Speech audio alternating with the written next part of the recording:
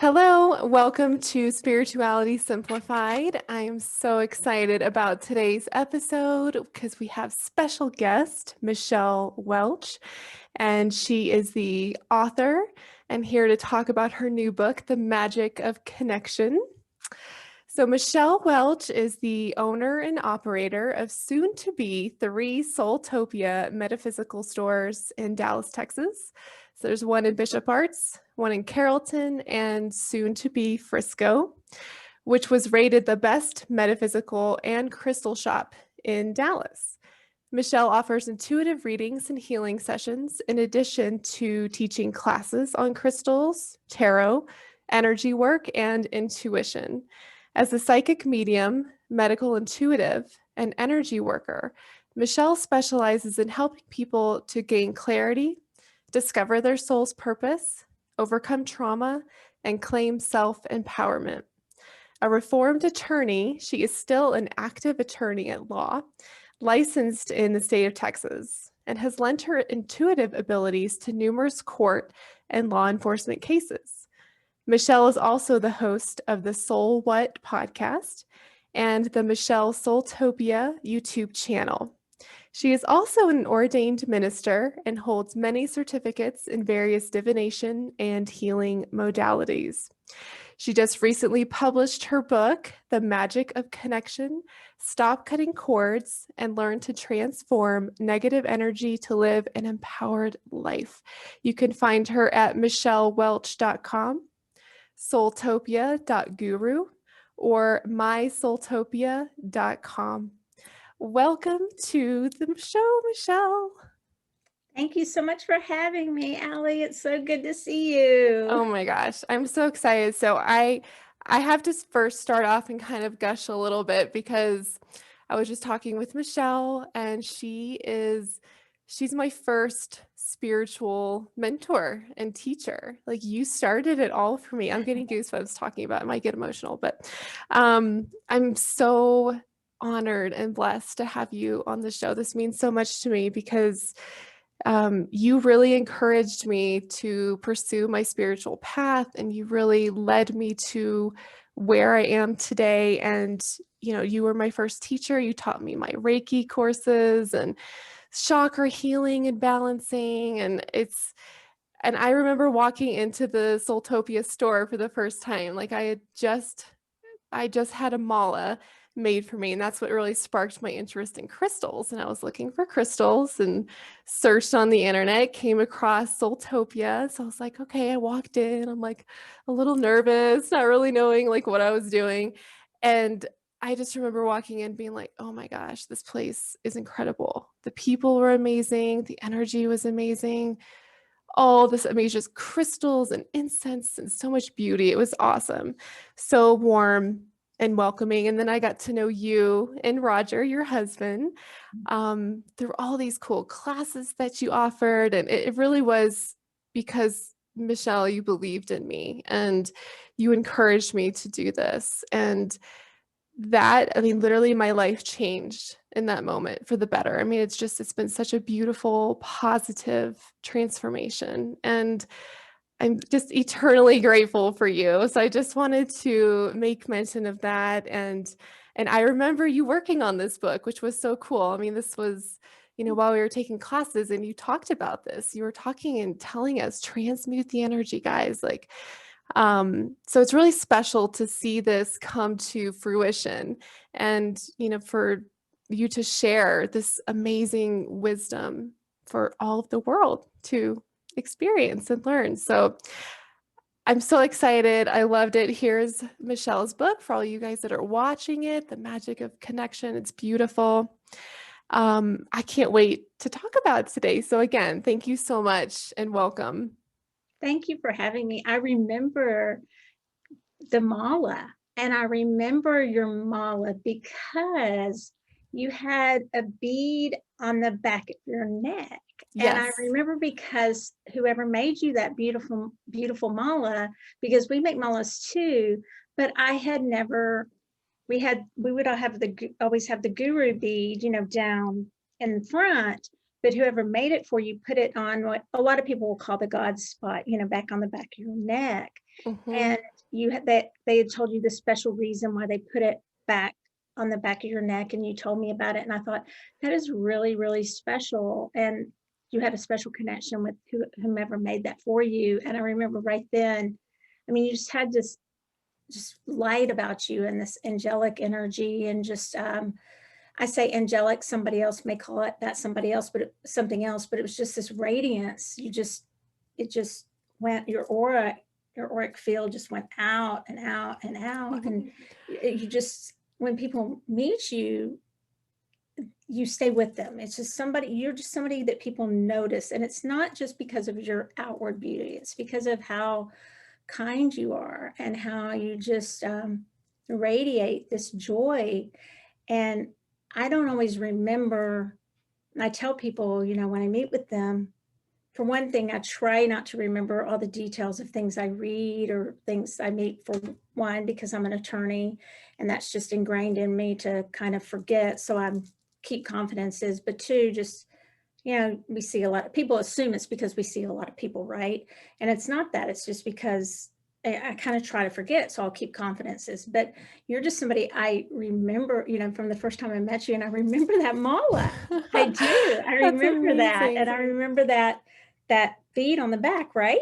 Yep, yep. There are Yeah. actually 2 of them, and they were, like, situated Oh, right on each two. side of Yeah. my spine. Yes. Yeah. It was Yes. really, really neat. And I remember that being like the Yeah. first time we met, and we just hit it off from the first time. And I feel like I learned just as much from you as maybe you learned from me. And that's how I think it should be. I think it should be always that the teacher learns from the student and the student learns from the teacher. And it's a symbiotic relationship. It's never just one way. Right. Oh, thank you so much. That was so sweet.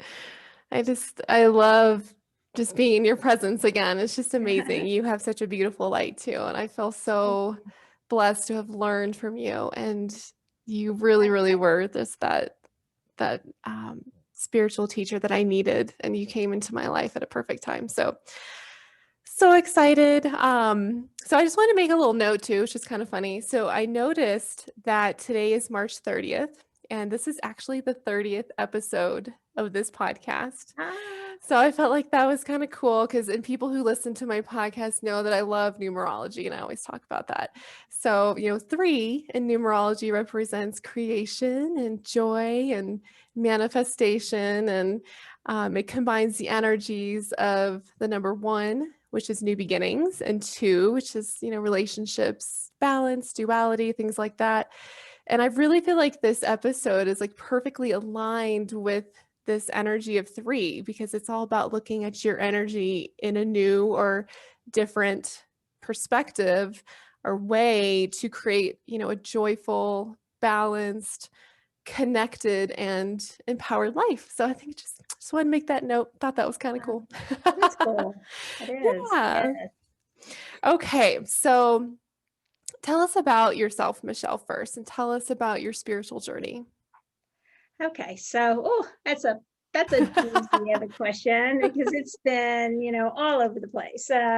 So I was my spiritual journey is I've always been a spiritual person. I believe from a very young age, just felt connected to something. I guess as we would say, greater than myself, but maybe not greater than myself, but just beyond myself. But I was taught that it was definitely greater than myself. I was taught that we were very subservient to everything, and that I was very subservient to everything. And I'm always give a disclaimer that I love my parents very, very much, and they raised me in a very it wasn't Baptist, but a very evangelical. We went through a lot of different types of denominations, but my grandfather was a preacher. They're all very religious people and very loving people, and but very much in the church. And I went to church a lot, so much. And I do believe it was spirituality. A lot of people will say religion is not spirituality. I think that's on a case by case basis that you have to take that, because I think there are a lot of people that are in religions that are also spiritual people. So you can't just put that all in one box and say religion isn't spirituality. I think that's not fair to say that. Sometimes it is. So but it was a box that I was put in to believe a certain way. And so I tried.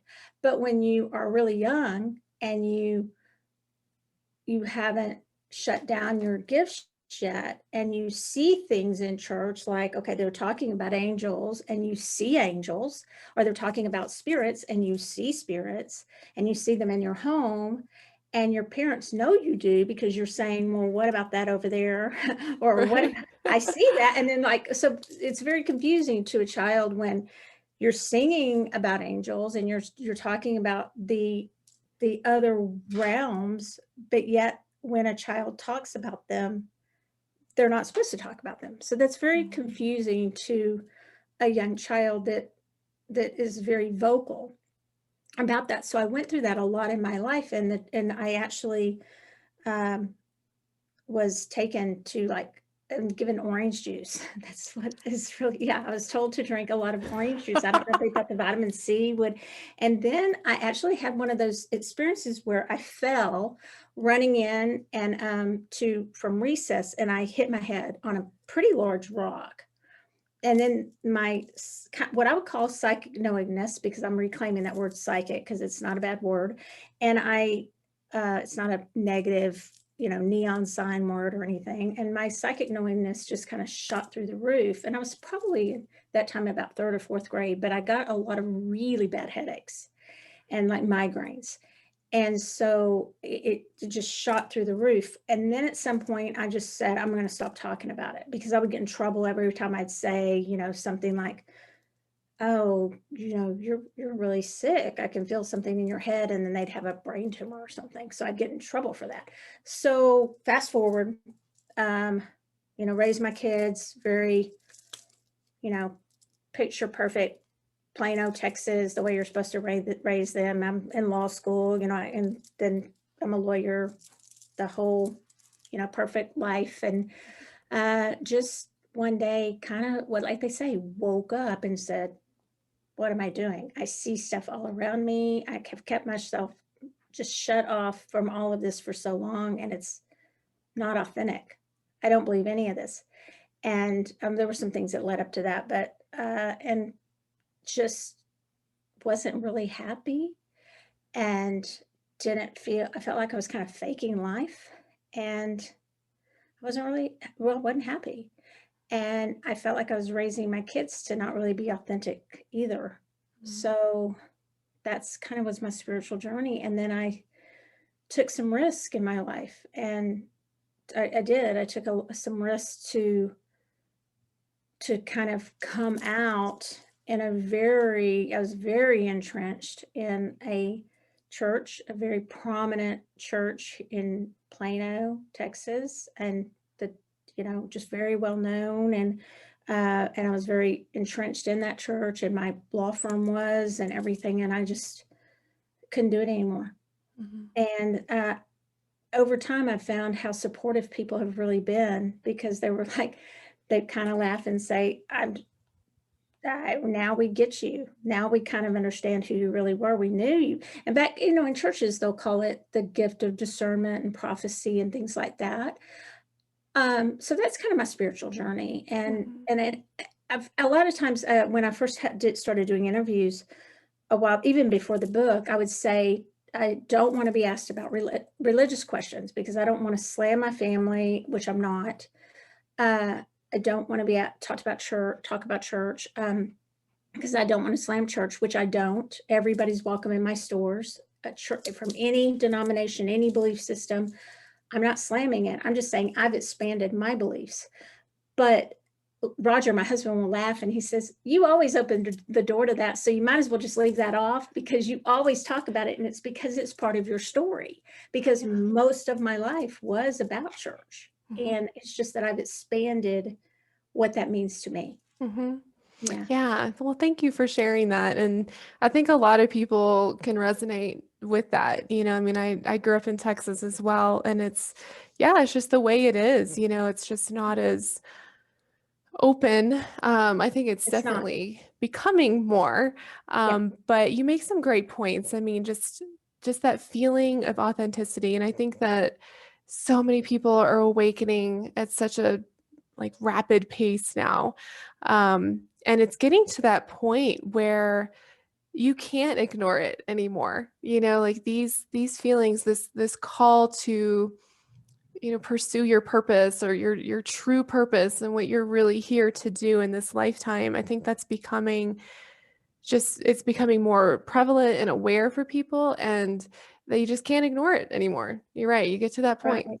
And Yeah. where I think now I'm helping people is in other communities, other, there's a lot of diversity in our store. And in some communities, the church is the bedrock of their community.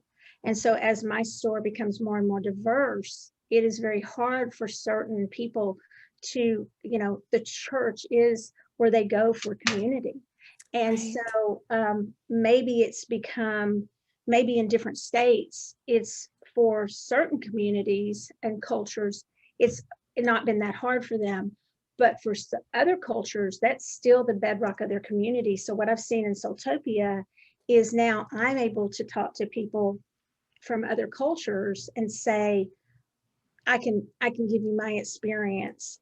I did go through that and I know what it feels like.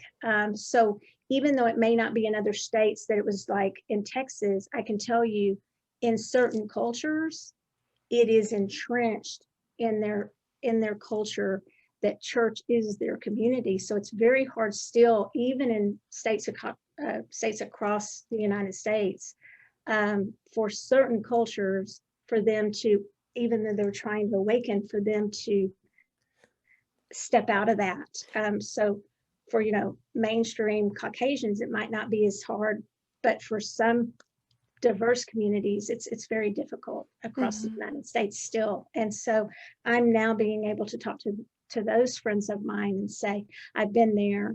I'm not in your exact shoes, but I understand that it's difficult because that's what your whole community revolves around.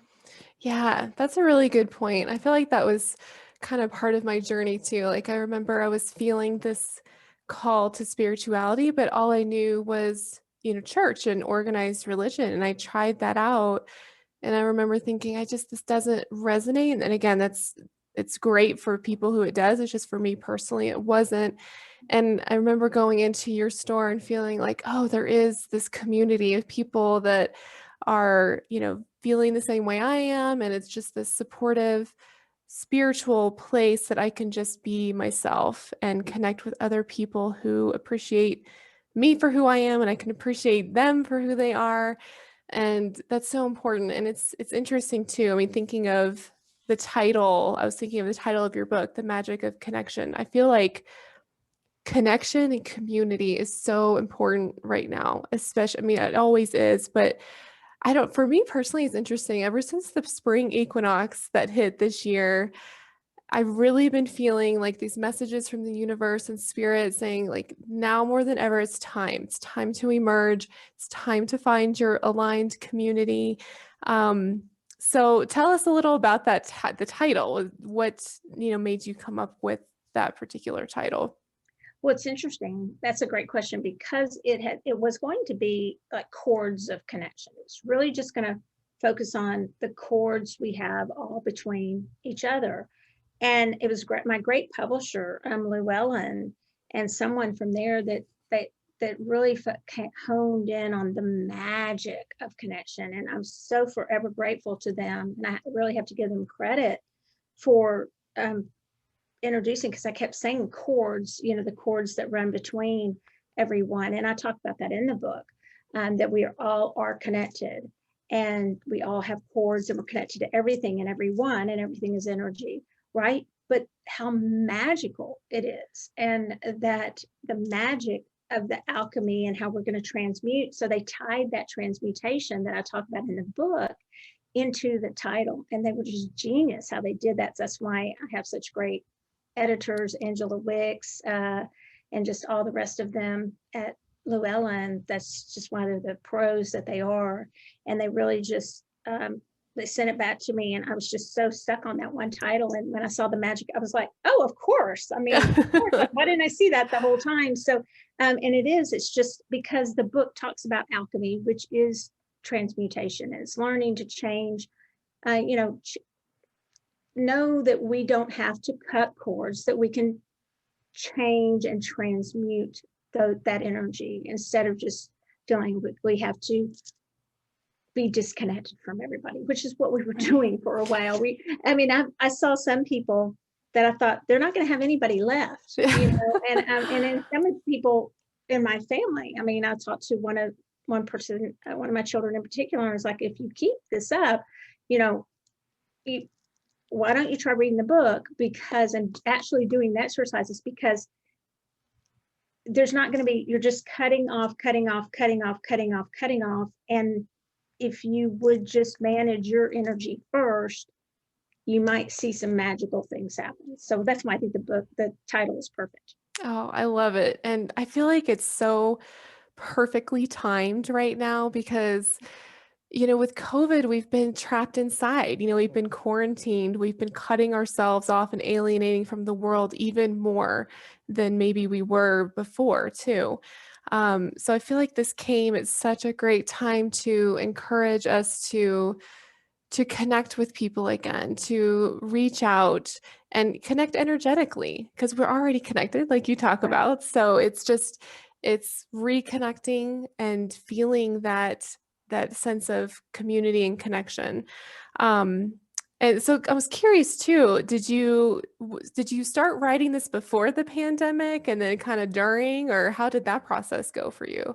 It was before and during. Okay. And it was interesting because before I was thinking more, I just was watching social media, and I was watching on social media how people were getting so divisive. They were like, it started, and my thought process, like you said, started before the pandemic, because everybody was just so quick to advise. It's almost like they were proud of the advice of just cut that person out of your life. Just cut that person out of your life. And I want to emphasize it's very different than boundaries. Boundaries are good. That's different than a total cutting someone out of your life. You can set boundaries without a total cut off of just total severing of a cord. And so, that's the first people like to go to the extreme. They like to take you all the way to the extreme. Well, what about this? What Right. about if you've been abused by a pedophile? Okay. And I can talk that bluntly because I'm a lawyer, and I had cases where I had to deal with pedophiles. And so I can say that's addressed in the book. Okay. And I'm going to say, you can forgive from a distance. Okay. But to answer your question, it was before and during when I wrote about the book. And I got a little bit tired of hearing this thing of just cut that person out, just cut that person out. It's almost like with pride, people were talking about step into your authentic self and just cut them out. And I was like, that is not love. Not my definition of love. Yeah, and love yourself. And it was a lot about meism and love yourself and love yourself and love. And I agree, we do need to take care of ourselves too. But it was going so far on social media. And so that's when I first started, and hearing a lot of like quote unquote new age, or whatever you want to call them, spiritual people lead people down this path of just like this sort of tough, authentic meism. Okay. And it was rubbing me a little bit the wrong way. So that's how I started the book. And it was sort of just this isolationism. Like, I'm an island and I don't need anybody else. Then as I was writing, it was during COVID, and Benabel Wynn wrote the foreword to my book. She's also she's incredible. She's an incredible author. She's an attorney licensed in California and New York. She's just incredibly bright. And so she wrote about COVID, and I kind of left it out. I referred to it a little bit during the book, but they told me don't mention it in the book because you want it to be timeless, right? Right. I don't think they realized how long necessarily it was going to go on, and how it's going to be it will be talked about forever. But I left it out, and but it did get to the point where you're like going, yeah, now you have a different kind of, this isolationism, and realizing how much we really do need people in our lives. It goes to a different kind of the way you're looking at this needing people, and this social distancing. And then they were changing the word, not wanting to even call it social distancing. They were wanting to call it something else. So it was all so interesting how it's coming together. But really, and then the election came, don't talk about that, for goodness sake, we don't want to bring that up again. But really, the truth of the matter was, it was one of the most divisive things we've ever seen, right, in a long time. I mean, in my own family, I had two of my sons who, it was almost literally, I hate to say it, but in words, like a civil war between the two of them. Okay, and one of them believed, if you believe that, then you cannot love me, and the other one said, well, sorry, that's what I believe. And so and then my daughter in the middle saying, oh my gosh, I can't believe you believe that. So it was just craziness, or not really craziness, but it was bad. I mean, it was harsh, and harsh energies, and I didn't know if we would survive it as those three loving each other. They do, by the way, but thank goodness. And then but it was, y'all know what I'm talking about. I mean, everyone knows, it's listening. I mean, it's still there. And so we have this divide there too, right? But we're all still connected, no matter what anybody thinks, no matter how much they want to cut off, they're still connected. So then we had that going on. And once again, everybody going, I'm cutting that person off. I'm never going to speak to that person again. And so again, the magic of connection comes into play. Yes. Because can you really cut somebody out of your life like that? Can you? And how? Then that ties in kind of the other aspect of the book, the empath, those of us who feel those energies so harshly, so strongly.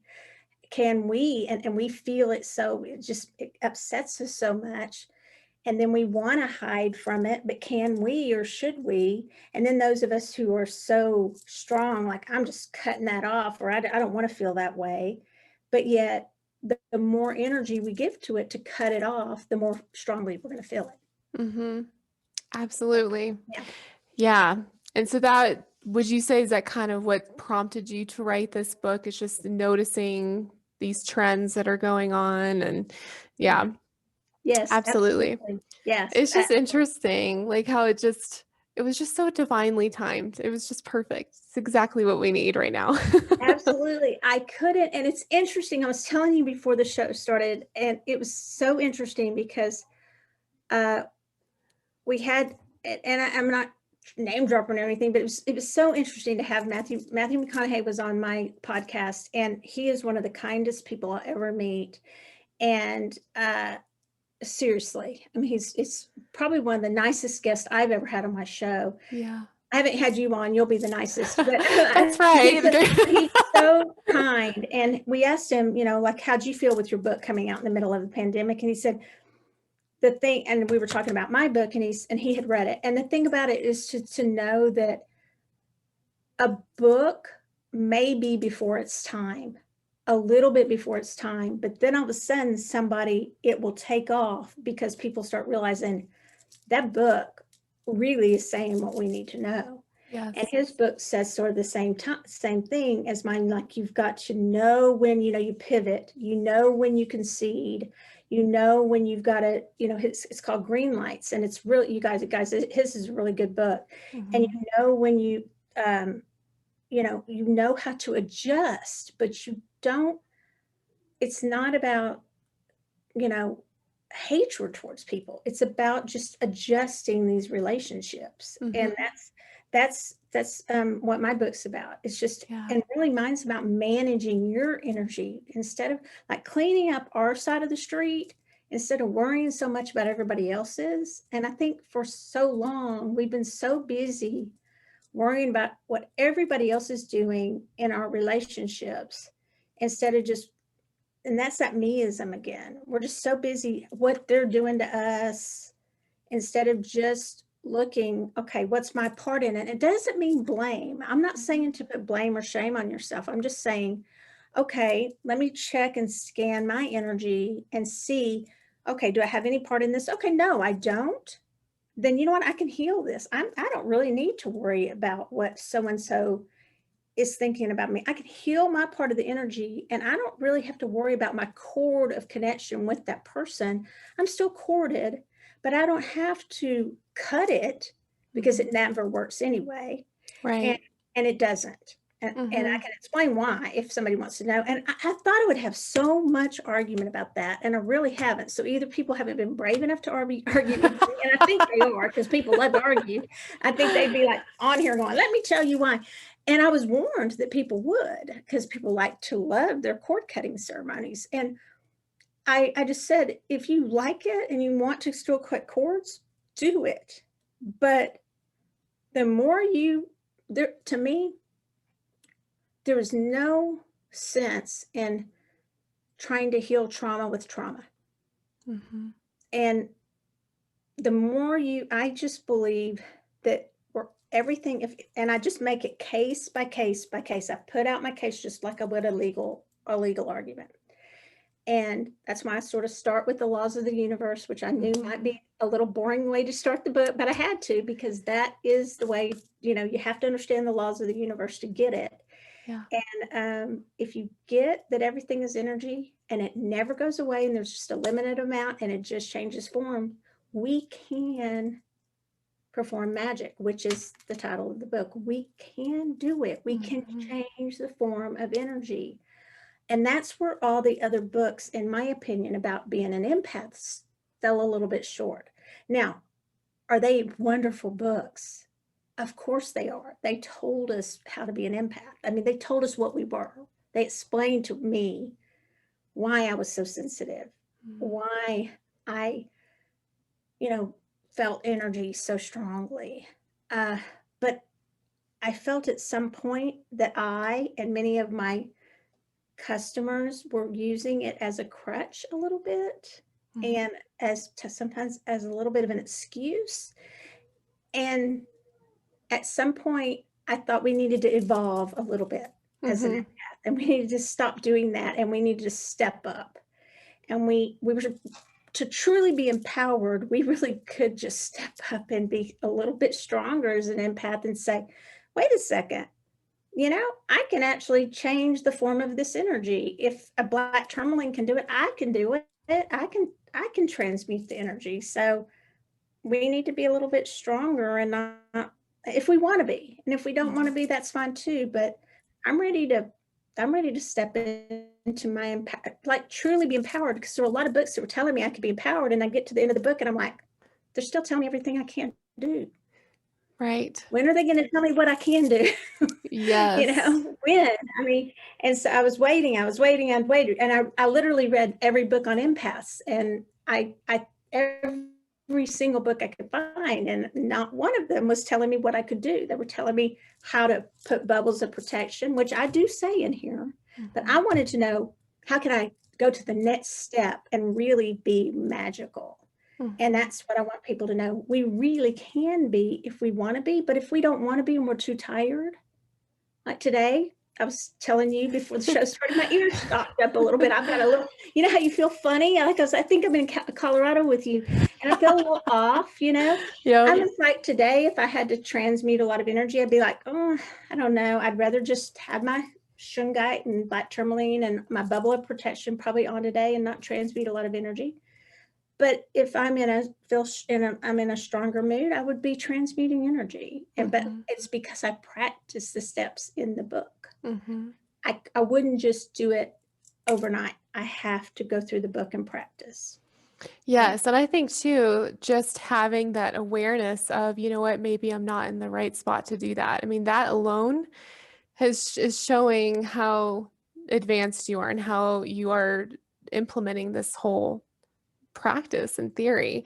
And I love the self-empowerment piece because it's really becoming super aware. I think you're right. It's the easy thing is to just not look at yourself and to not go inward and see what's going on. It's easier just to kind of look at your external environment and say, okay, this, and this is what's causing this, instead of really going inward and saying, okay, is this my energy that we're talking about? And you talk about the importance of going inward and doing a scan of our own energy.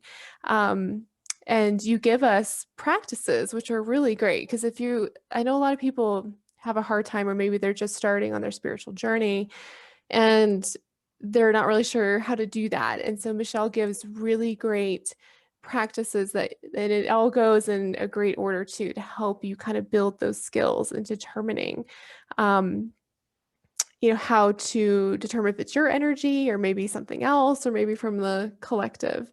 But that is like the ultimate self-empowerment. It's like, okay, you know what? I can go in, I can see, is this mine or not? And then I can deal with that, right? If I can transmute it or whatever I feel I need to do at that point. I mean, Yeah. that's the ultimate right there. And that's self-healing. And I think that's what people are looking for right now. It's that way to, and if we all did it, right, then everybody would be great. The energy would be Right. amazing. I love that you said that, because I think if we all did it and then we just sent love to ourselves and love out to others, just a global love. Okay, love to ourselves, not shame and blame to ourselves, but just love. Just today I choose to just love myself and send love to others, even if it's a global love to the collective. If we all did that, what a difference there would be. And Yes. I will say one thing about those exercises. As I know, I will tell you, I am the kind that I would probably pick up this book and I would probably be tempted to skip some of the exercises. I admit that. Okay. I would highly encourage you, if you get my book, and I do encourage you to get the book, to do the exercises, even if, and I do repeat the grounding over and over again. Mhm. And I do it on purpose because I want you to know it by the end, that ritualistic grounding. And I ground between heaven and earth. So we're not like flopping around like those balloons outside that they have outside of like car places and stuff. All right. So some of it is a little repetitive. It's on purpose. Mhm. It wasn't just to fill the book. In fact, it got a little bit long, me doing that. And so we almost had to cut it, but I really wanted it in there. But if you will go through each exercise, even if you already know it, just read it.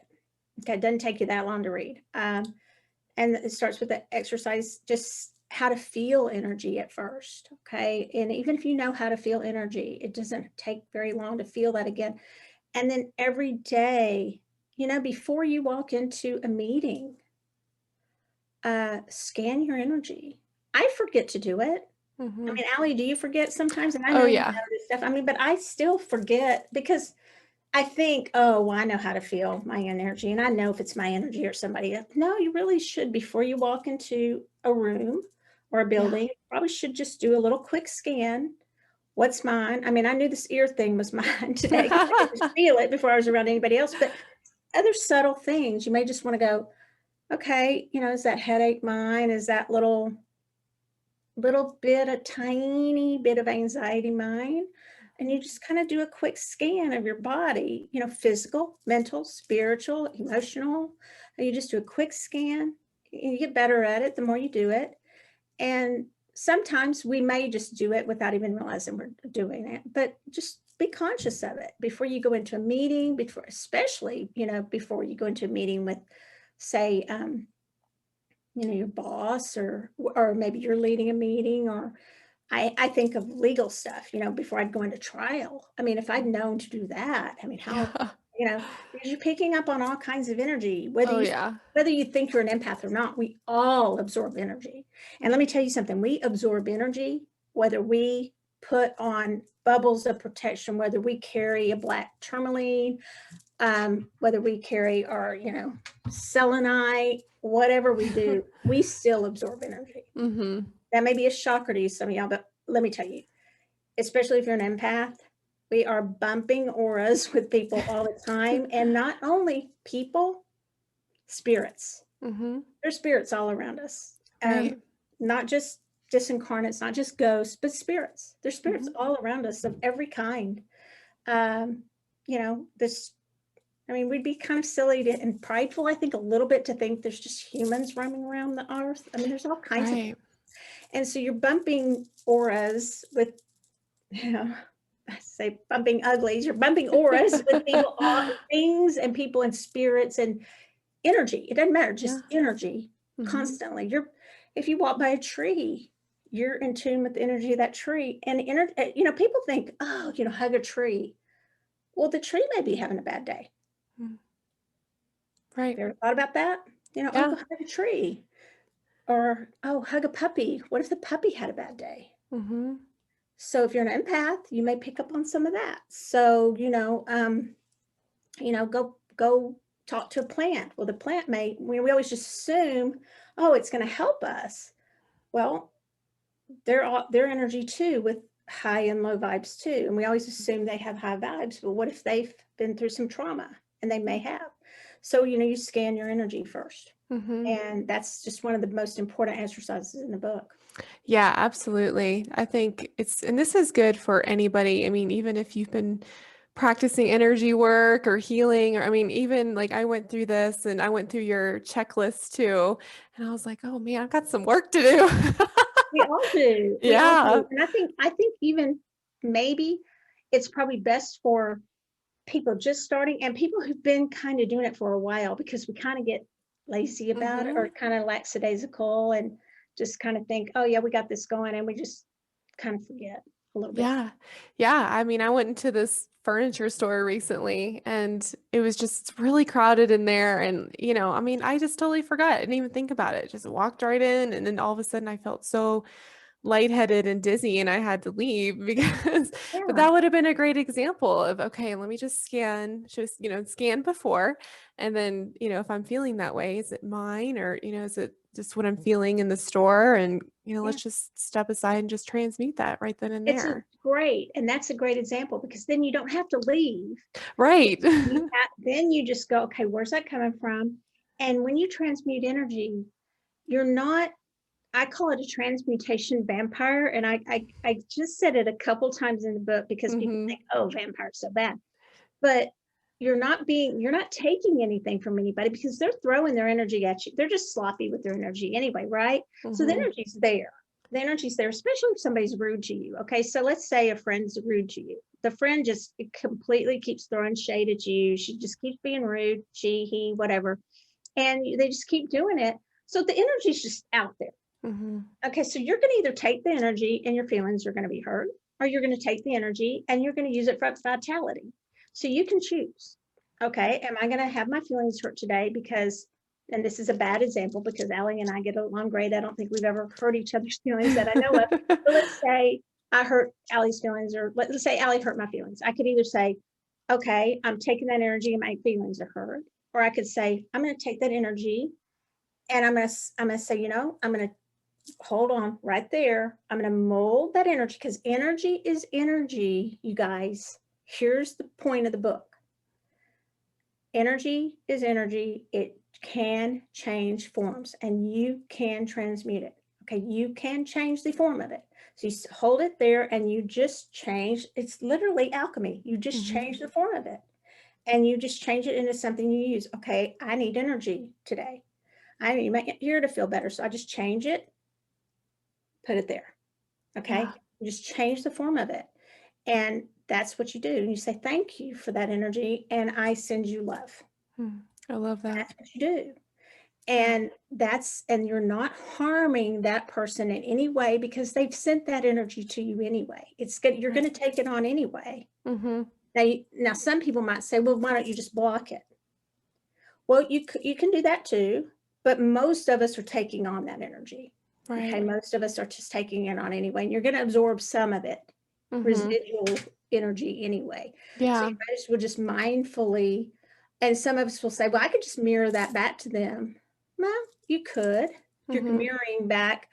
I don't believe in mirroring back negativity back to them. And that whole negativity thing I talk about in the book too. Okay, who's to say, you know, without comparison, negativity and positivity, we can't really say in a vacuum who knows what's negative, what's positive. That's Hmm. really a vibration. So what's negative to Allie, I might think is positive. I mean, you really can't judge it. Hmm. can't remember that quote on that, but it's one of my favorite quotes in the book of myself. Yeah. And it's about about how you judge the labeling that energy, and I'd have to find it, but it's about the negativity and the positivity. And Mhm. it just, I find it really funny how people, oh, go that, well, that's negative energy. And I'm thinking, how do you know? Yeah, Yeah. I mean, that's a how do good you really know? point. You really have to just take the energy and judge for yourself what it's doing and decide what I want to do with this. When something it's not in alignment with you, okay? Right. Like, because Yes. somebody, here's what I was going to say, because somebody may be working on this, on project A in life, and somebody else may be on project B, and they may feel like this, project Mhm. A and B may feel not in alignment with each other, but the Mhm. purposes are different. They're Right. different purposes. We come here for different reasons, and they may not go together, and they may not feel in alignment. They're not on the same train tracks. Okay. They're Mhm. just not. And so that doesn't mean necessarily one's bad and one's good. They're just not of the same purpose. Right. And so if they collide with each other, we may need to transmute that. And it may not even mean that energy may not be meant for harm. It just means that you transmute it to what you can use. Mhm. Yeah, Yeah. I made a note to talk about the positive versus negative energy because I thought that was a really good point, and I was like, gosh, I didn't even think about that. And you're right. And again, it goes back to the self-awareness, the self-empowerment, going into any situation. Like when you have that tool and that confidence, you can go anywhere. You don't have to worry about like, oh gosh, am I going to feel so much or am I going to get all wanged out from this? Like, Uh-huh. no, I've got the tools. I can do this. Yeah. I can see And it I've got the clearly. Yeah, and I've got the tools, like if I want to just be in my three levels of empath, if I want to be in an empath in training, no level is better than the other. If I want to be an empath in training, that's perfectly fine. I can use my bubbles, I can use all my tools, I can use all my crystals, all my things. If I want to be an equipped empath that can just use everything, or I can just transmute energy and I'm in the mood to do that. Or you know what, if I want to be an unequipped empath and I just want to not know anything about being an empath today, and I just want to be a blob, like literally I don't feel like doing anything and I want to take it all on and I'll deal with it later, I can be that too. Hmm. None of them's no level is worse than the other. It's a journey. Like, I hate, Yeah. that sounds so cliche, but it is. It's why I call it the Yeah. superheroes, journey, because a play on, Joseph Campbell's hero's journey, because I think it's a cyclical thing, Hmm. because, if we're not up to the challenge, we don't have to be. We Yeah. don't, we really don't have to be up to it when we don't want to be up to it. So, Right. yeah. Yeah, that's a good point too. It is, you're right. Like you're kind of, it's not always just linear. You'll kind of go in and out. And Absolutely. I, yeah, speaking of the superhero's journey, I love this. But first I want you to talk about, you talk a lot about empaths, right? And Right. how this is a buzzword these days. And it was really funny because yesterday I saw this article by Google saying that empathy is the skill of the future now. It's the what of the future? The skill of the future. Oh, okay. Yeah, for leaders. So I'll have to send you that article. It's pretty Yeah. interesting. Um, yeah. So, but it was interesting the way they were talking about it, and like it's kind of a big uproar. Like I saw somebody comment about it. They're like, it's not a skill. Like it's interesting. It's a big debate right now. Uh-huh. Because I do think like a lot of people don't really understand what that truly means. And you talk about that too. So help us to understand like what is an empath and why is it important to understand that. Okay. So, there's this whole, and I don't know what they were getting into, but there's empathy, there's sympathy. Okay. So sympathy is, you can feel sorry for somebody. Empathy is you feel their pain. Okay. You take it on, you lean into their energy, and there's levels of that even. are you a hypersensitive? I had all that in my book, and I touched a little on it, and I kind of got out of it because I'm not a psychologist. I didn't want to go into it. And you know what? All the other books go into that, all Right. the other empaths book. And I wanted to go beyond that. So an empath, it was really Dr. Judith Orloff that came up with that term as a noun. And she did a great job, a fantastic job of coming up with that word as a noun. So everybody started using the term, I'm an empath. I'm an empath, I'm an empath. And they had all these great quizzes to determine whether you're an empath. And even then beyond that, what kind of empath am I? Am I a geopathic empath, for the earth? Am I for, feelings and emotions? What kind of empath am I? So this is a great question. And it helped a lot of us to know,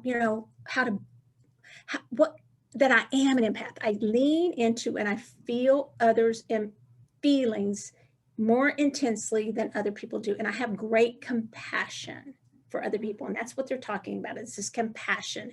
And I do believe that. I believe some of us do more than others. Okay. Because we feel it. When we know it, we do. We know it, right? And I have them come in my store all the time. What I then had a problem with, where I go beyond that, I don't know if I answered your question enough, but that's what I believe an empath is, an empathy versus sympathy. And but where I got into feel like it goes a little off the rails is when they start using it as an excuse, including myself. I'm an empath, but I can't. I'm an empath. I can't be in large crowds. I'm an empath. I can't be around certain people's negativity. I'm an empath and that person's too negative. I'm an empath and I can't go in that store because the energy's too something, something, something. And it's always somebody else. And I heard it almost daily in my store. Yeah. And really, or in my office. And I started thinking, I sound like that. And so it's can't. So then I got to that second level of I want to be an empath who's equipped or in training so I can choose. And then I want to be on that third level where I'm an equipped one and I can do whatever I want. I can just transmute. I can choose. I can just do, it's all one, it's like magical, right? And so I think people are jumping on the empath thing is not new. And I am grateful for those who wrote the 10 million books and articles and cosmopolitan quizzes on how to be, are you an empath? And I think people love that. And they want to read those books because they want to know, they want to explain to them what they are. Right. And why they feel the way they feel. But what I'm begging them to do is to go a little bit beyond that, because I don't want them to get stuck in what they are and what they can't do, because that is not empowerment. Right. It's not. Yeah. And I want to be careful how I say it, because I think that it did empower us for a little while, but it's time for us to go a step beyond that and really realize that to transmute energy it's magic, but magic is it's physics. When everything is energy and it changes forms, that's the law of thermodynamics. Okay, so we can do it. And so I think about, when people sage. Okay, so, let's clear this energy because then we can feel better. So they sage. And what they do is they sage out their front door. But if they're not changing the form of that energy, guess what? That energy is just hanging outside the front door. It's not changed. So anybody who walks to the front door, it's just getting on them. Yeah. And they're just bringing it right back in the house. Right. So you've got to change the form of the energy. You've got to transmute it. Yes. And that's where people are just missing that last little step. And as I read more and more, it just hit me. And it's logical. And it's illogical to think the other way. And so there's just book after book after book. And I think people love, and me too, I love these quizzes that told me what I was, Mhm. but I wanted something to tell me how to be an empath, not how to Right. just say I'm an empath so I can't. Right. Yeah. It's like putting you in a box and And keeping you yeah, small. Yeah. yeah. And I And do think empaths are the next leaders of the world. I absolutely. do think we are the ones, but if we're told to be small, then we won't be the leaders. Now, Right. I think there's some who aren't prepared, and that putting that pressure on them won't be good. Mhm. But if they can go through the book and they can be empowered, then they will have the choice of whether they want to do that or not. I don't Mhm. think it has to be put on somebody that they have to be, but some of us are ready to be. Mhm. And the compassion that empaths have, as long as they scan first and they don't take it on and they transmute it, yeah, I do think they will be the leaders. Mhm. And I think those are the people we need to be leaders. And I say Right. that in the book. Yeah, I mean, then it's such a gift, and I think a lot of empaths feel like it's a curse a lot of times. I do. But this is changing the perspective and showing you that no, this is a beautiful gift that you have that you can use for yourself and for others and the whole world. And it is going to be such a gift for leadership. And again, it's coming back to that empowerment. And if it's starting, leadership and, kind of just trickles down and Now shows when to I other people. Yeah, and I'm sorry, but now when I read each almost daily that somebody says it's a curse, I think they haven't read my book, Yeah. because I thought it was a curse. I did. I mean, for years, but that is an unequipped empath. Mm-hmm. That is somebody who has not had it explained, or they've read, and I don't want to knock the other books, because those were the stepping stones. Yeah. Those were they paved the way. I mean, Right. those were like the people who, without those books, we would never be able to be here to where we can go to the next level.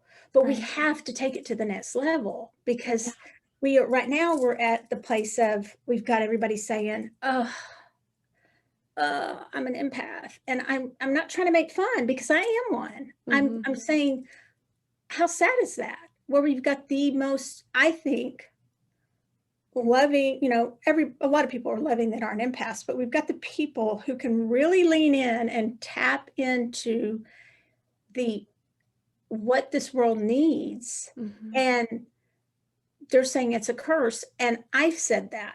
Mm-hmm. But in my book, I say, you know, my letter to the reader at the end basically says, please know you are the one to save the world. And I don't mean that in a corny way. Yeah. So I kind of agree with, I haven't read all the negatives or pros and cons of that article, but I agree in a way, because with that article, because if it's done in the right way, the way I say in my book, I agree. Mm-hmm. And so every time I see that it's a curse, I think, as it has been portrayed. But if Right. you take it to the next level, it's not.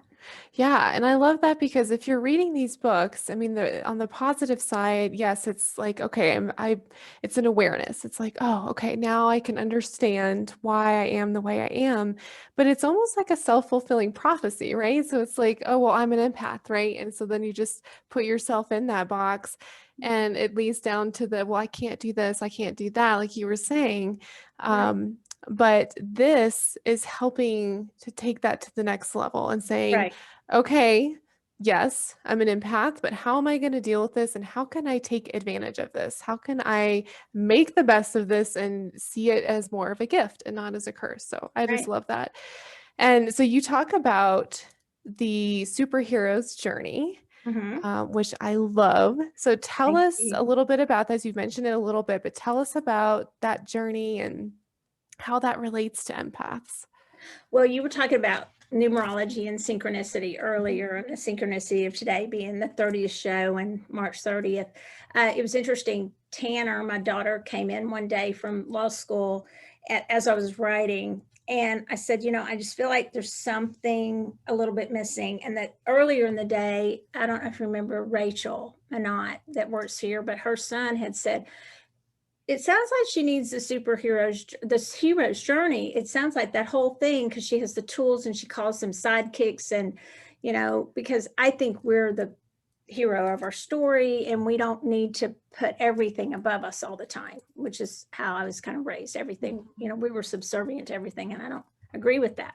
Right. And so then my daughter walked in and said the same thing. Well, I wasn't raised with any of that. All you guys were, but I was never taught the Joseph Campbell's, none of that. Okay, so now everybody was. So I thought, okay, we're doing superhero's journey, and we're going to have all of the levels. Are you going to rise to the challenge? So you go to the threshold, and that's like you're unequipped. So unequipped at the beginning level is what we've been talking about. That's where like I say in the book, that's where I walked into a party. I had come home from law school. I can't remember which stage it was. I don't know if it was a baby shower. I got pregnant right at the end of, law school. And I got married like right after law school. And it was, everybody would count. It was a year later I was pregnant. I always see people counting. But anyway, so and I saw people talking in a room, and I talk about it in the book. And like, are they talking about me? Are they talking about me? You know how empaths will do. And it's just a little, and then, empaths do not like to be called paranoid, y'all. Just so you know, don't ever call an empath paranoid. They do not like that. Or sensitive. We're highly sensitive, but we're not paranoid. So don't call an empath paranoid. That is not cool. And so that's a no-no. And so my mom was with me, and I saw him talking. I was like, are they talking about me? And she goes, no. And so we were on our way home, and she said, that's almost like reverse narcissism. And back then, nobody used the word narcissism, just so you know. Yeah, that's another big word now. This was a long time ago, y'all. Narcissism's like a buzzword now. It was not back then. Nobody said that word. And it was, though. I started thinking, it's like I was kind of reverseful of myself, like to think that everybody was talking about me. Well, come to find out, they weren't talking about me, right? They were talking about, did they have a part in the church musical or whatever, and they were talking about their own stuff. One of them had a headache, and half the time that's what it is, right? We think it's about us, and it's not, because we're full about ourselves. We're just worried, is it, oh no, because we read a room and we can feel it. We can feel everything in the room. And what was the question? Oh, at the beginning, sorry about that. The unequipped empath. I was unequipped because my mom was a great mom, but she didn't understand what an empath was. She didn't understand how sensitive I was. And I heard things like, you're too sensitive. You talk too much. it was a lot of, she didn't mean to, or they didn't mean to shame me, but it was a lot of all the things we hear, you're too sensitive, you take things on, you think everything's about you, a lot of things that sensitives hear and empaths hear. And that's an unequipped empath, because you're not given any tools, because you don't know, and you don't know why you feel the way you feel. Nowadays, I think more people understand it, but not really. And a lot of times you will also, as an empath, have some intuitive knowingness that you haven't explained to you either. Right. So you have this heightened sense of awareness of everything around you, and you don't understand why. And you just really don't have any tools. And it's nothing to feel bad about. You just, no one's has ever explained it to you. And so that's an unequipped empath. So there's no negative to it that you're unequipped. It's just that no one's ever explained it to you. And so I think this book is really important for parents, so they can equip their children. And then the empath in training is where you start getting your tools. You start finding out about bubbles of a protection, whatever works for you. If you imagine a bubble, if you imagine, in different Bibles, they talk about it different ways. Bibles or different literature, different religions, they all talk about it. And the Quran, all of them talk about different things: hedge of protection, protections, talismans. In all cultures and all beliefs and all religions, they talk about different ways to put guards of protection, fields of protection, areas of protection around your auric field. It's nothing that is new age. It's been around forever. And so they talk about that. And so you can do that, or you can do it with even crystals or other tools. But mainly that in that area, we're talking about sort of some visual things you can use. And then you go into the but you can also add in the affirmations and some of the sidekicks I talk about, but those sort of blend. When you get into the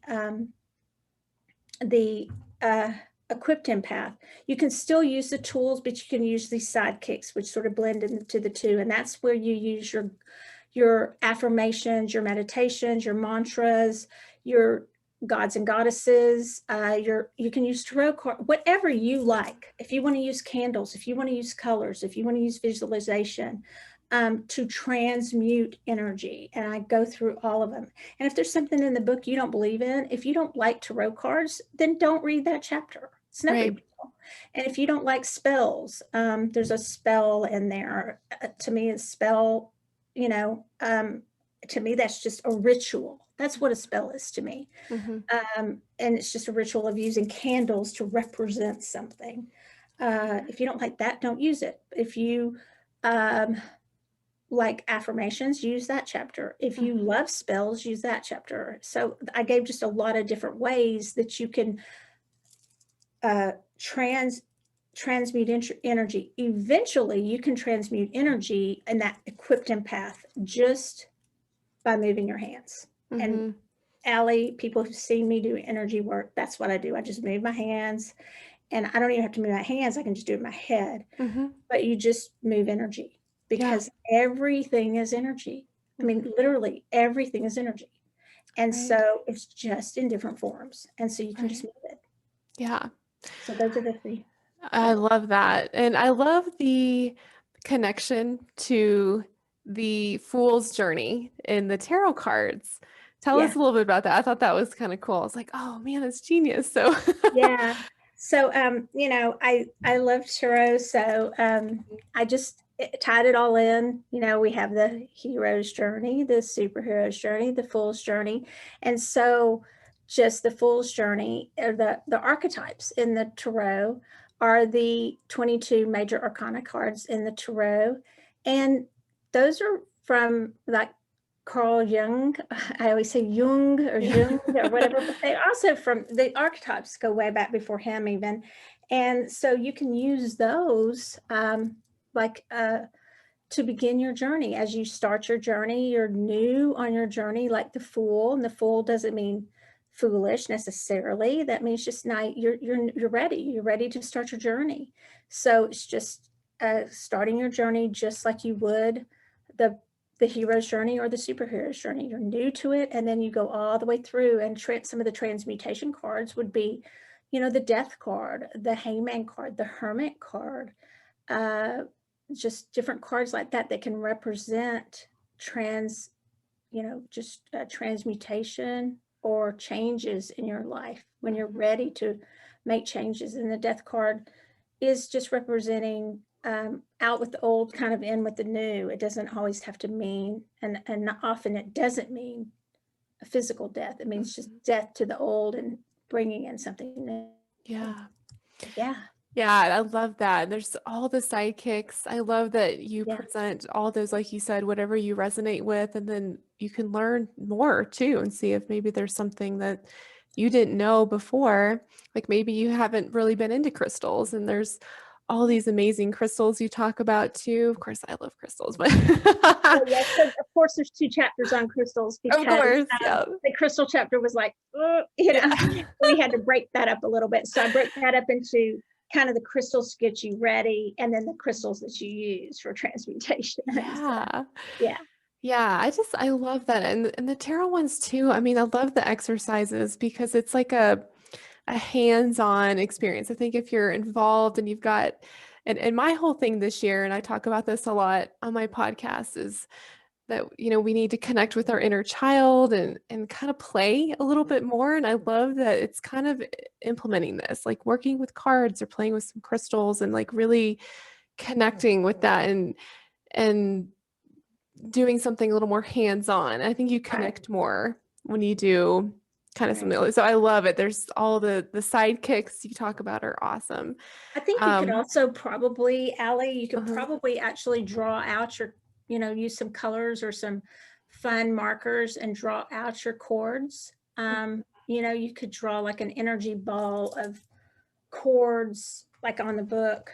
Mhm. Um, you could have an exercise where you draw that out, maybe start with you and then the things that, use different colors. That may be a fun exercise to do in a class Yeah. or something, or just on your own to draw out with different colors the things that are, things, situations, people that are you're courted to right now that are either bothering you or the ones that feel good, Mhm. too. And you could write about those and draw those out. And that might be fun, just coloring and drawing. Yes, I love that. And it's funny, I was reading your book and I've like been getting all these ideas of like fun classes that would be cool. And it's interesting too. So you brought up the chords. That was something, I mean, this is a big part of your book. Tell us, some people may not know what that term means. And it's really funny because, you were my first teacher, right? So I never really knew about chords before. Like I didn't think about cutting cords because Yeah. that's not what you taught, and it made sense to me, and I haven't really even thought about it. But I know that that has been around for so long. So tell us, like, what do you mean? Like, what are chords? Um, and you talk about too, like, again, we talked about energy. Is it negative or positive? Can there be negative and positive chords as well? Okay. So chords are what chords are thought to be is that we are, first of all, we are connected, as I've said a bunch of times, to everything, everyone, every situation, every energy you can think of. So how is that connection? People think of that as some sort of tie in or connection to your auric field, okay? Somewhere in your chakras or your auric field. Your chakras are your energy vortexes in your physical body. Your auric field is that field out around you, or your transmutation, I can't even think of the word. I'm saying it's transmutation now. Your what is? Oh my gosh, I say that word all the time. What is it? In my Reiki, in my Stellar Gateway healings, I'll think of it in a second. Oh my goodness, I'm Like your losing my soul words. star, Um, or yeah. yeah, but I always say outside of your body chakras, and I use it every day, and I can't think of it, you guys, right now. Blame it on the ear, right? Transformational, whatever. The chakras outside of your body. Starts with a T. I can't think. Everybody's saying it but me. And it's the chakras outside of your body. So they connect these cords, and they're not like little hooks. It's just where you're connected like an umbilical cord. Okay. So you're connected to different everything in the world. And so you think, your mind is going to start going, how could you be? There's not space to be connected to everything and everyone. I don't know, but you are. Okay. And so, but it's the ones that are active are the ones that you're going to be like. So you could say you're connected to somebody you've never met before. Well, that's not going to be, I think of it like Christmas lights. That's one's going to be sort of dormant. It's not like fired up, it's not turned on, right? But the ones like Allie and I haven't seen each other for a while. So now it's more fired up again, right? We taught, or, we tried to plan this and that fired up a little bit more, but which is great. If, for instance, if that cord of connection, people call it cords. If a lot of people will say, if they'll also call it something more kind of insidious, like if they'll call it a hook, somebody puts a hook in you, if they really want to dig their claws into you and they've got a hook, and they'll even describe it as, I've even said before to people, oh, seems like somebody's just got an IV attached to you and they're draining all your energy. I felt that before from somebody, like, like if they're an energetic vampire, they're just trying to, maybe they don't even realize it. That's that friend that just drains you of all your energy and they don't even realize they're doing it, right? Right. Okay, so those are like cords. So like that umbilical cord, you're just corded to everything, everyone, every tree, every situation, everything's energy, everything is one. So if everything's one, everything is connected. It's the collective. We're all one. We're all somehow connected. And maybe it's connected by a string of connection. I don't know, but somehow we're all connected. Those are the cords. Okay. Gotcha. And so the matrix, right? And so there's then, I'm still trying to think of that word that I use every day. I'll think of that. So then there is the cord cutting. So what people will want to do is they'll say, let's say that there's a really bad divorce. And they just, well, let's say this happens even more. Somebody hooks up with somebody, you know, they're just together with, and I see, actually, I'm just going to be honest, I'll see a lot of women come in here and they just can't get over somebody that they've been with. And it's sad to me that's a lot of times women, but it is. I mean, it's a lot of women come in and they just cannot get over somebody. And they just finally, they've been to somebody, because I don't cord cut. They've been to somebody and they've say they've had their cords cut with that other person like 10 times. And they still are like, I just can't forget about him. And let me just say, if cord cutting works for you, what I'm about to explain, keep doing it. Don't get mad at me and say, oh, I'm going to prove. That's fine. If it works, do it. But if it doesn't, then try my way. Okay. Because everybody I saw from court cases that tried to cut cords with people, many, okay, where they just said, I'm never going to talk to that person again. That's a form of cutting cords. I hate that person. I'm never going to talk to them. I'm not going to let my kids ever see them. I'm going to make my kids hate that person. That doesn't work usually. To a ritualistic cord cutting of a healing. So basically what it is they'll just have you visualize severing the cord that I explained that runs between you and that person. They'll have you visualize it, cutting it with, like, let's say an obsidian arrowhead or with scissors. And lots of people do it. If you look it up, you'll see it's everywhere. Right. And then, you know, they'll do some sort of healing, or they may even say gently remove the cord. Okay. So to me, I saw it never worked, from cases to everybody who came in, because once they saw that person again, once they saw that, they went out somewhere and they saw that guy again, that sleeping dormant cord fired back up immediately. Right. Or once they went to exchange their kids with their ex-husband, guess what happened? Boom, fired right back up again, right? So it just, boom, fired right back up. So I thought, doesn't work.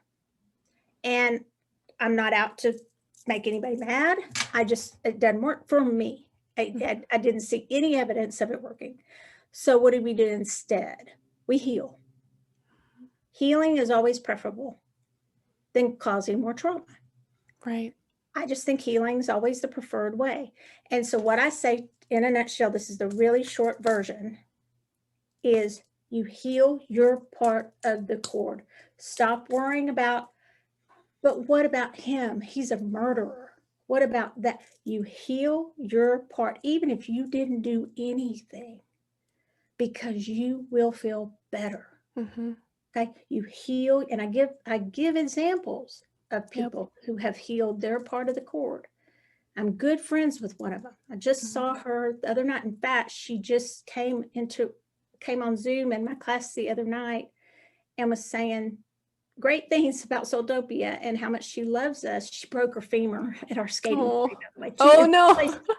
And I was healing her, and I told her, you broke it in 2 places, which is unheard of for a femur, right? But her book is Keep Searching for Blue Jays. It's in our book. And that's a good story. I'll let y'all read it. So I'm going to give it away. Very good book. And we sell it at SoulTopia. And so you heal if you can just think about healing your part, so you will feel better. Let the rest of the cord, and I talk about healing all the way through the cord in the book. Even since that, then, since writing it, I've evolved into, if you can't even do that, just think about healing your part.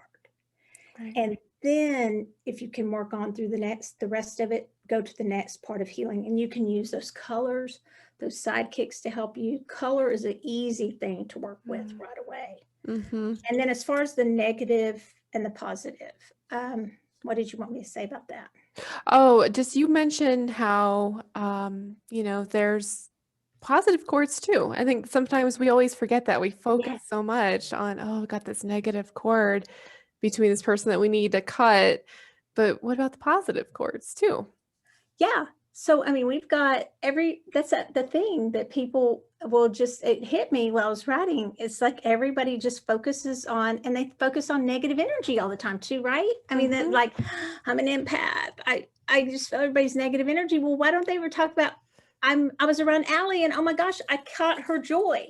I mean, Right. I picked up on all her positive energy and now I'm in a better mood. Yeah. People rarely talk about that. Yeah. Only talk about the low vibration, but really you entrain to the highest vibration in the room. And that's what we do. We entrain to it. So if you're, and joy is, and I, in my opinion, joy is a much higher vibration. So why aren't we talking about that? And so it's just that I think we're just we have this negativity bias. Yeah. And we just kind of want to lean sometimes into the darkness, and we just sort of like it a little bit. And I mean, come on, be honest, we kind of do. We kind of rubberneck on the road. We want to see what that wreck was, And So true. so, I mean, come on, be honest, Yeah. everybody. Yeah. And so, but why don't we just go, wow, that Allie, I mean, she's such a bright light to be around. I feel myself lifting up. That's a positive influence. Right. And so, yeah, I just noticed that. And it's the same with everything, we just, and chords. I mean, Yeah. there's positive chords. And if we'll start leaning into those instead of focusing on the negative all the time, it's just constantly, I would hear this constant, oh, gosh, it's just so, I feel this negative energy. And now that I've set that intention, I hear a lot more in my store. I hear a lot of, oh, it feels really positive in here. It's really upbeat. I hear that a lot more than I hear, I mean, it's very rare you hear that person come in saying, and I'm not saying being fake and being phony. If you don't feel good, say, God, I'm a little not myself today. Like I said, like I told you right before I started, my ear's a little off. I feel a little wonky. You be honest, you're real. Yeah. But you're not, be authentic, but don't just lean into that negative all the time. And I did see a lot of people go into that for the past, 7 years. I've seen it, 8 years. And it was time for us to just switch, flip that switch and change it. And people now, we're wanting positive news, aren't we? Oh, yeah. Yeah. Oh, yeah. Yeah. And I think too, like even, when you think of clearing, like, before the transmuting came out, this book came out, we cleared negative energy, right? But then I think people forget to fill back up with the positive and loving energy. And, I was thinking like, tap into those positive chords, imagine those positive chords and just let that energies flow it back in and just enjoy. We forget to do that. Just want to be happy. And I just thought of my word because, we keep talking about transmute. It's the chakras outside of your body are transpersonal chakras. That was going to bug me. And also I want to find that thing about negativity and positivity. Let me see if it's in here. Nope. I swear I have an underlined book, but there is a really great quote, you guys, when you get the book. It's about the difference in how you talk about negative energy and positive energy. And if I say so myself, it's a really great quote about how you tell the difference between high vibration and low vibration energy. And the fact, I make the point that you really can't tell the difference. And it's also filtered through its experiential label. It's Mm. really negativity and positivity. How can we really judge it? Because we're really doing it through our own experiences. That's when Yeah. I was talking about being negative or positive. I'm Mhm. sorry to backtrack to that because, Yeah. I get tied up on stuff a little. Yeah, no, I mean, it's an important piece for But yeah, sure. Yeah. anyway. It's interesting too. So, as an energy healer, I've been thinking about this and I'm thinking how, when I work with clients, I'm helping to clear blockages, right? So I'm using Reiki or sound healing or crystals or whatever modality. Um, but I'm thinking that I can now set the intention that whatever energy has been released throughout that process can get transmuted into love or staying, in the energy field instead of just clearing it out, right? Because with energy healing, like we release it, but then, yeah, you're right. It's out there. So, but then we clear the room, right? But then where does it Right. go? I would So 100% agree with that. I mean, Yes. how powerful to take that energy that's released, transmute it into love, and then put it back in. Put it back into them. Yeah. Yes. Yes. I love that. I love that. I got so excited about that. Yeah, oh, I love that. Yes. Yeah. It's like And we could even say to somebody, we wouldn't want to do this, but to that person who's rude to us, we might want to say, I have this present of niceness. Do you want it back or do you want me to have it? No, I'm Yeah. kidding. I'll take it. Yeah. I'm totally kidding. That would be really snotty. But That's I hilarious. had to practice it at my Christmas party 2 years ago, right when I was writing. And somebody was I actually was having a little pity party and she wasn't being very nice and I started crying. I mean, like had to go back in the back where nobody would see me because I was like, it's my Christmas party, good gosh, and why am I having drama?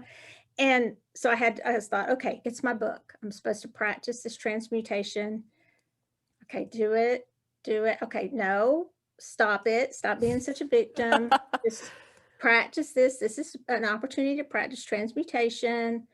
I've been given a lot of them. Thank you, universe. Thank you for that. I know when you write a book about this kind of stuff, you have to practice. That's a note to y'all. If you're going to write a book about Yes. anything like this, just get ready. And so I Practice what you kept preach. practicing it and practicing it. And I literally thought, now can I go back out there and tell her, okay, do you want this transmutation? And I thought, okay, no, that's not how it works. You have to just keep your mouth shut. Yeah. I'm totally kidding y'all. You can't do that. Oh, It's yeah, I like, love that. it was a lot of work. Yeah, And I'm not yeah. saying it's easy. It's not. It gets easier if you practice the little stuff.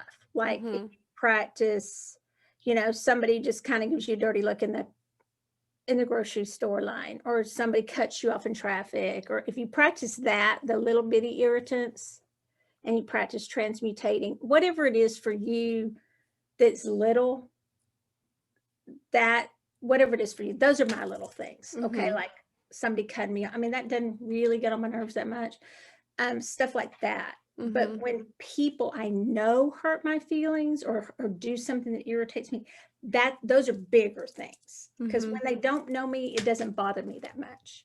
Right. So whatever your littler things are, practice on those so that when the bigger things come, you're ready. Because Mhm. if you just try to start with the big whammy, big old thing that is your big thing, that may not be somebody else's big thing. Yeah. My big thing may not be yours.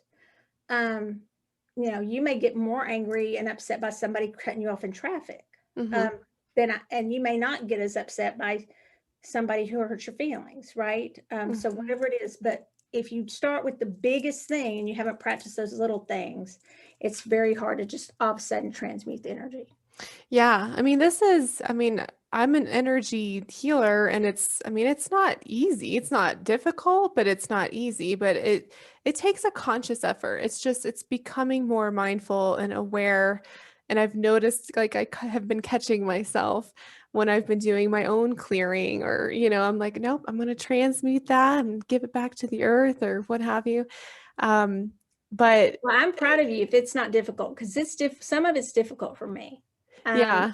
That's really good, because that means you've been doing your work, because some of this throughout this has been difficult for me. Mhm. The big stuff is sometimes difficult for me Mhm. to be honest, but I'm stubborn that way, so so I'm stubborn that way, and you're Yeah. kinder, I think, in some ways, to, and that means you're really truly in your practice. And so wherever you're at, if you're truly in your practice like Allie, then it's going to come a little easier to you. But Mhm. if you're not truly in your practice, it's where you're at. But if Yes. all of a sudden you have this big issue and you're wanting to just transmute it, I'm not going to lie, it's harder if you haven't been practicing. Yeah, and I'll say, like, when I was taking classes with you in the very beginning of my journey and you were talking about transmuting energy, I was like, what? Like, no way. There's Yes. no way I can do this. What is she talking about? Like, There's still some days I think that, truly. I yeah. mean, it just depends on how much I've been practicing what I preach. Yeah. Hmm. So Well, and it is like starting little. I think that's a great point too, because then the more you practice, the little things probably aren't going to bother you anymore, right, because you're minding your own energy. You can feel it. You have done the work. You're like, okay, I'm not going to let this bother me. right. Transmute that. Like, which reminds me of this. I love this. Your chapter. Let's see. I think it's chapter 7. Let me get my notes back out here. Transmute that shit. I love this. The Yeah. human black tourmaline. So Yep. it's funny, like I've seen like mugs and t-shirts and memes and stuff that are like sage that shit, right? But I think you need to create some stuff with the tagline, transmute that shit. Yeah. Good I idea. love that. So yeah, that came along because of this. I It's mine. Yeah, because Yes. everybody, I had a big one in here, and some, stuff, how Roger is. If it's Yeah. not like nailed to the floor and somebody decides they want it, he'll sell it in here. So it got smaller. That's still but pretty big. but I every time, at the store would be like, and I love shungite too, but it'd be like, this will absorb energy, which it will. This will deflect and protect. And these are the 3 stages of, the journey. Hmm. Absorb is level 1, deflect and protect is level 2, and level 3 is to transmute. And that's what a black tourmaline will do. And we sell it, and I still will sell these. If we all transmute, there doesn't need to be a SoulTopia, because there still would be, because there'd still be those days, maybe. But if we became masters of transmuting and we were there every second of every day, there wouldn't need to be all these tools and sage and everything. We just do it. We wouldn't need any tools or sidekits or anything. That'd be great someday, but we're not there yet. But I just thought, if this can do it, so can we. And it hit me one day, literally, like the corny thing I put in the book, like the pun, it hit me like a rock, Yeah. and it's like, hey, wait, hello, why can't we do that? And so I Yeah. just say, do it just like this, because if a black tourmaline can do it, we can too. Hmm. And why aren't we? I mean, we're doing everything we're saging, we're doing everything else, but we're not. And everybody's telling us we're empowered, but they're still telling us we're not, in a way. Hmm. Yeah. That we have to have all this help, and we do a Yeah. lot of time Hmm. still, clearly. Yeah. But you know it just hit me, and I thought, God, we're really powerful people.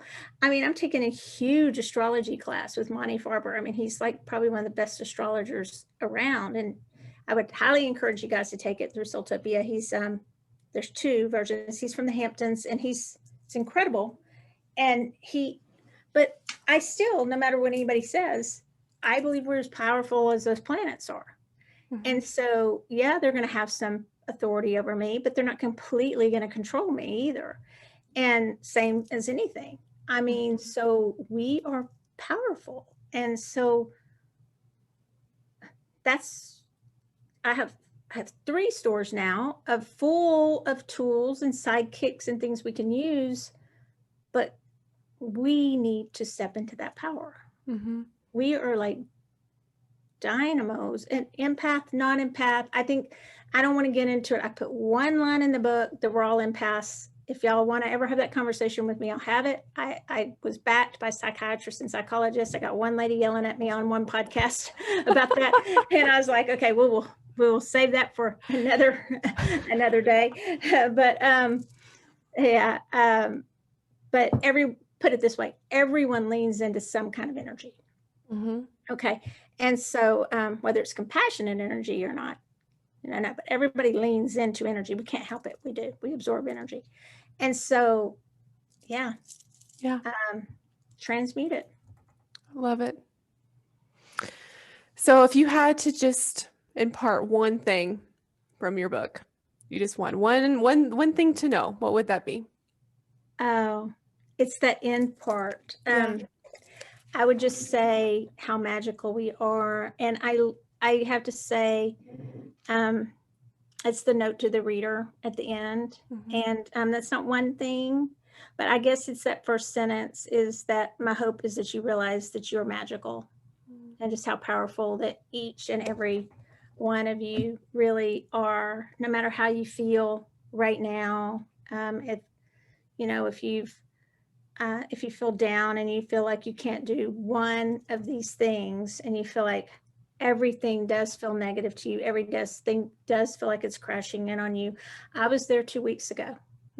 I'm telling you, I didn't feel like I could crawl out of the abyss, to be honest with you. So no, that's why it is a cyclical thing. So don't think that just because somebody has written a book, they've arrived, Right. and that you haven't. That's not true. That's not true at all. Yeah. And so each and every one of us are magical, and we all are where we're supposed to be right at that moment. But each of us have something to offer, and I offer that up about where I was 2 weeks ago, because I do think that is those of us who feel things so deeply, and a lot of us are feeling things so deeply now in the world. And so I want that's what I would say, is that to know that everybody who hears this, don't feel like if you're around spiritual people that they're all perfect, and they're all most of us that are we're all searching, and we're not perfect at all. And every time I think I kind of have my act together, something else hits me, and I'm not at all. And I struggle with past issues. I struggle with shame sometimes. I struggle with depression, and but I also know that I have a lot of hope, and that I can let a lot of that go. It's just those are some old conditioned tapes in my mind that I'm working through. And so I do believe that this book helps us know, and other books that and healers like Allie, that we can work through that, and that all of us are magical. So that's what would be what I want everybody to know. I love that. Thank you so much. It's a lifelong journey for everyone. I mean, healers too. I mean, we're all healing stuff every day. Yeah. So thank you so much. So where can people buy your amazing book? So they can get it through us at SoulTopia, so at michellewelch.com. And that's probably the easiest place just to remember, or through SoulTopia, but Amazon too, and Llewellyn just Okay. everywhere, really, pretty much right now through local bookstores. It's always good to support your local bookstore if they have it too. Yeah. And it Yeah. looks like if you're in the Dallas area, then you can stop into one of the SoulTopia locations to purchase the book, and you get a special gift bag of 5 crystals. Love that. Yes. And you can, of course, buy the book online, and you can purchase crystals and all sorts of cool stuff at soultopia.guru. And then if people wish to work with you, either maybe getting a reading or healing or take a class from you, how do you suggest they go about doing that? Same thing, michellewelch.com. I will Okay. say that contact us. I am booked pretty solid through June, but go ahead and contact us because I have other people like Allie, people I can get you in contact with. So if there's something really pressing, go ahead and contact me and let's talk, and I will get you in touch with somebody, or we can, book it into July. Okay. Perfect. Yeah. Awesome. And I will be sure to include all of Michelle's information in the show description. And again, Michelle's book is The Magic of Connection. Love it. Such an amazing, much needed book, especially for our times. And I really do highly recommend this for anybody at any point on their spiritual journey. It's so inspiring and fun. And it's really easy to understand. That's what I created this podcast. It's, spirituality simplified. So I wanted to simplify spiritual topics so it aligns perfectly, because you really do simplify this to easy to understand concepts, even explaining energy, which is really hard to explain. It's one of those things that's like either you kind of get it or you kind of don't. Still kind of blows my mind personally, but it's awesome. She includes over 50 different exercises and meditations, so you can really implement these practices into your daily life.